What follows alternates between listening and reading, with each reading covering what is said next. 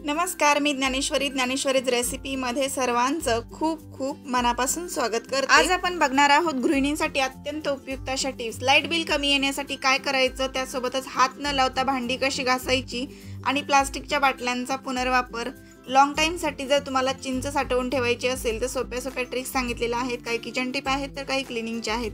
त्यामुळे आजचा व्हिडिओ सगळ्यात जास्त युजफुल आहे, त्यामुळे सगळा व्हिडिओ पूर्ण बघा, कुठेही व्हिडिओ स्किप न करता बघा, जेणेकरून सगळ्या टिप्स व्यवस्थित माहित पडतील।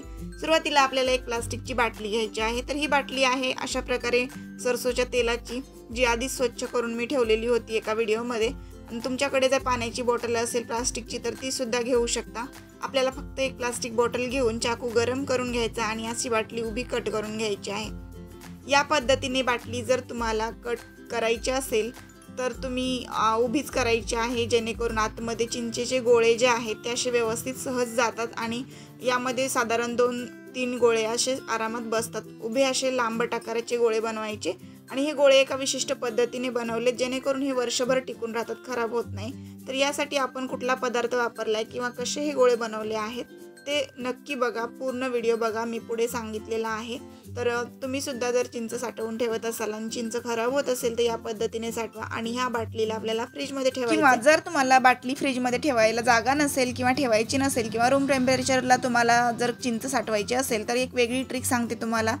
अशा प्रकारचे गोळे करून एखाद्या कॅरीबॅगमध्ये अशी गुंडाळून ठेवायची किंवा गाठ बांधायची आणि नंतर एखाद्या प्लास्टिकच्या भरणीमध्ये हवा बंद अशी करून ती चिंच ठेवायची, जेणेकरून ती वर्षभर टिकते। आणि गोळे कसे बनवायचे ते पण पुढे बघा, ती सुद्धा एक महत्त्वाची ट्रिक आहे। त्यामुळे हे गोळे जे आहेत ते वर्षभर टिकून राहतात चिंचेचे।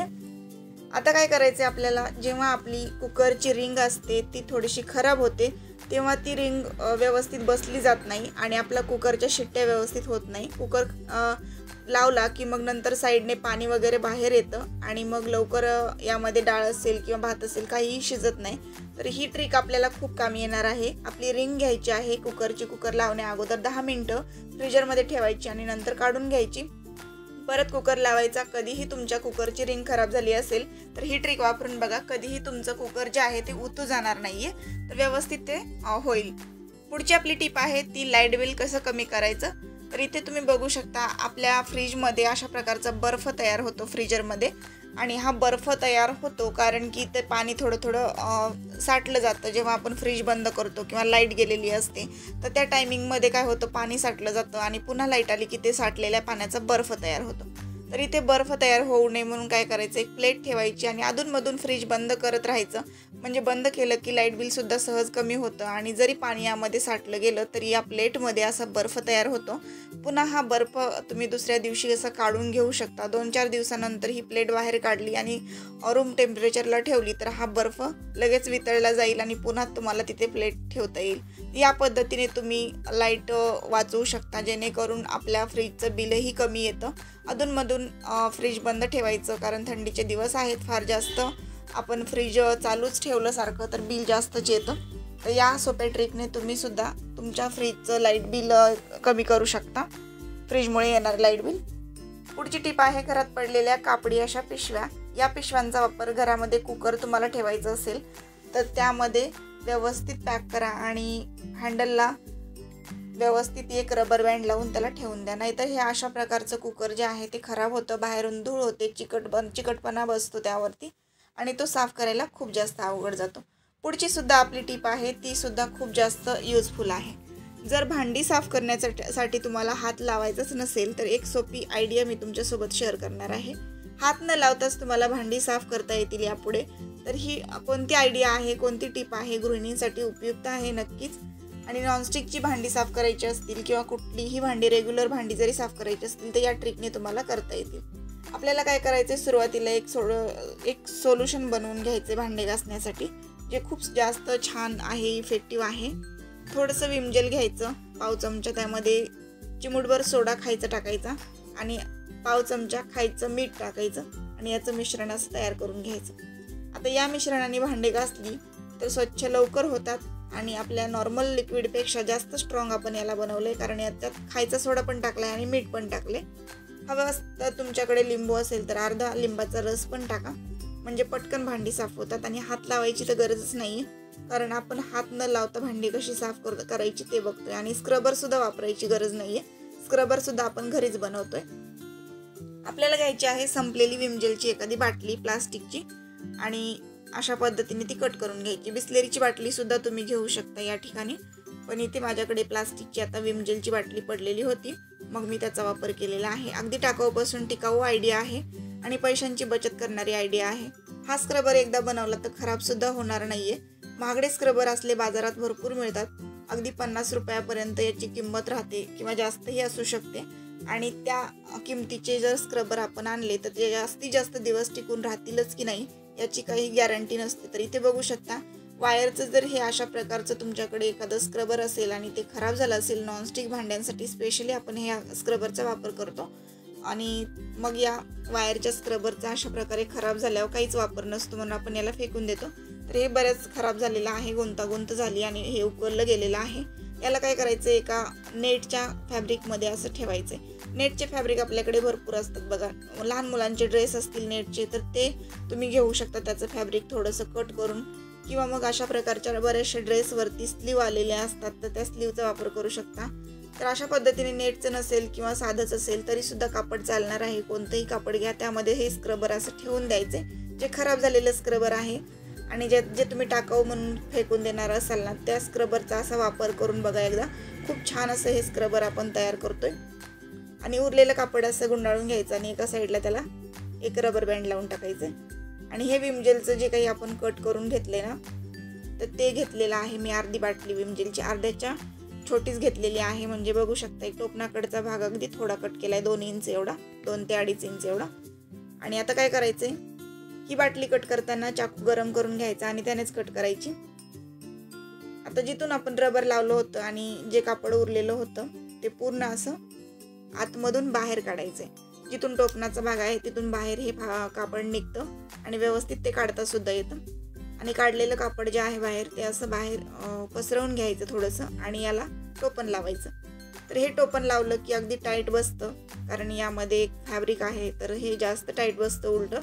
तर बघू शकता इथे कुठे बांधायची गरज लागली नाही, काही नाही. आणि एकदम इझिली आपल्याला हे नंतर काढूनही धुता येईल.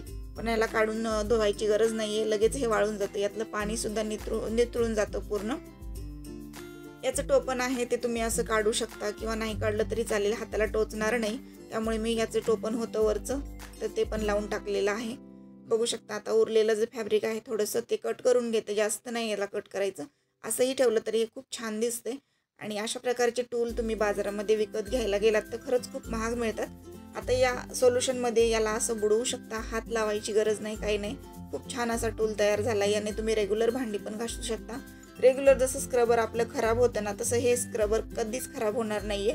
आणि जरी झालं तरी तुम्ही याचं कापड जे आहे ते काही दिवसानंतर झिजलं किंवा खराब झालं तर तिथे फाटलं जाऊ शकतं कधी, तर ते तुम्ही नंतर काढून टाकायचं आणि दुसरं कापड लावायचं आणि त्या स्क्रबरचा वापर करायचा. खूप छान अशी चिकट तेलकट भांडी जरी असतील ना, खूप दिवसांची असतील अशी, तरी सुद्धा चिकट लेअर काढायला सुद्धा या सोल्युशनचा वापर होतो आणि या स्क्रबरचा वापर होतो. कुठेही जिथे आपला हात नाही पोहोचू शकत अशा कुकरला सुद्धा आतून बाहेरून क्लीन करायचं असेल तरी सुद्धा खूप छान असं आपण या स्क्रबरने क्लीन करू शकतो. तुम्हाला याचा काळपटपणा स्क्रबरवरती जमा झालेला दिसत असेल. खूप जास्त काळपट चिकट लेअर सुद्धा या स्क्रबरने आपण काढलेला आहे. आणि बघू शकता कुकर घासायला भरपूर किचकट असतं तरी सुद्धा या स्क्रबरने मी हात न लावता याला पूर्ण घासून घेतलेला आहे. रेग्युलर भांडी घासण्यासाठी सुद्धा तुम्हाला याचा वापर होऊ शकतो. कधी कधी आपल्या नखांना किंवा हातांना खूप जास्त काही त्रास होत असेल किंवा कोणाला साबणाची वगैरे अलर्जी असते तर बऱ्याच जणांना या टूलचा वापर करता येऊ शकतो. खूप सोप्या पद्धतीने हा बनवलाय आपण आणि टाकाऊ वस्तूमध्ये बनवलाय, त्यामुळे यासाठी आपल्याला वेगळं काही करावं लागणार नाहीये आणि पैसे सुद्धा खर्च करावे लागणार नाहीत. त्यामुळे घरात पडलेल्या काही टाकाऊ वस्तू घ्या आणि त्याऐवजी तुम्ही बाटली सुद्धा घेऊ शकता. मी इथे विम जेलची बाटली वापरली.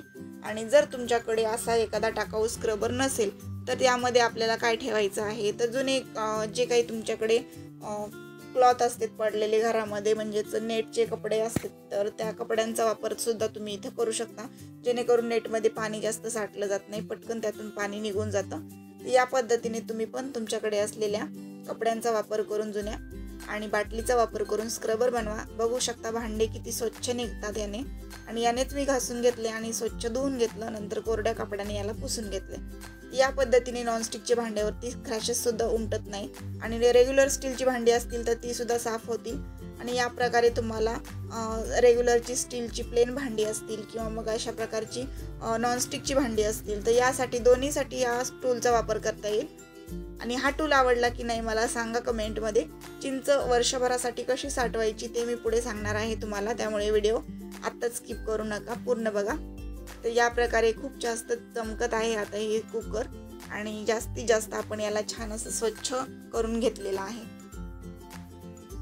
आणि बघू शकता मी इथे चिंच कशी वर्षभर साठवून ठेवायची ते सांगितले तुम्हाला। यासाठी आपल्याला फक्त एक सोपी अशी ट्रिक वापरायची आहे आणि या ट्रिकमुळे काय होतंय की चिंच लवकर खराब होत नाही, यामध्ये किडकी होत नाही चिंच सुद्धा आणि जास्तीत जास्त दिवस लॉंग टर्मसाठी आपण याला साठवून ठेवू शकतो। यामध्ये असलेल्या काड्या असतात भरपूर, तर त्या काड्या काढून घ्यायच्या आहेत किंवा यामध्ये सालं वगैरे गेलेली असतात। जरी तुम्ही विकत आणलेली चिंच असेल तरी सुद्धा व्यवस्थित ती क्लीन नसते, त्यामुळे याला व्यवस्थित क्लीन करायचे।